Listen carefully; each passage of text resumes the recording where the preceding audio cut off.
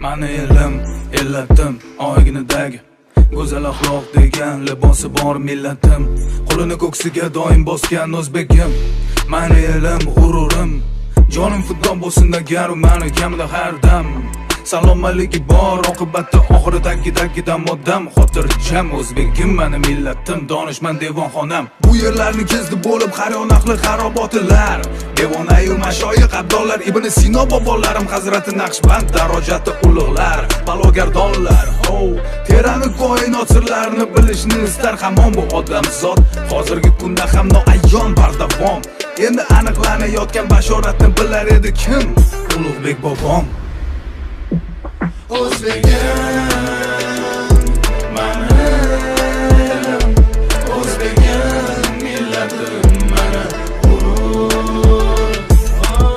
Zaminim elim go'da yanada bepayon, har tomon bu Samarqand, Buxoro, Xiva tomon. Bo'ldimga doimani, yana bu markaz zindon dunyoning olamida mani. Olamida mani. Minnatdorman, shukr qilarim bor kecha-yu kunduz. Ota-onamning bergan tarbiyatini haqini ado etib bo'lmas ekan hanuz. Nechun ular bunday mehribon, borliklari bir ulug' inom. Farzandining aybini yashirish va afv etishda bardavom. Chunki ular ham vaqtida shunday tarbiyat ko'rgan. Padar buzurglarimga, ota bobolarimdan yaxshilik, go'zal muomala, halim bo'lish va qolaversa kechirimli bo'lish degan omillar meros bo'lib qolgan.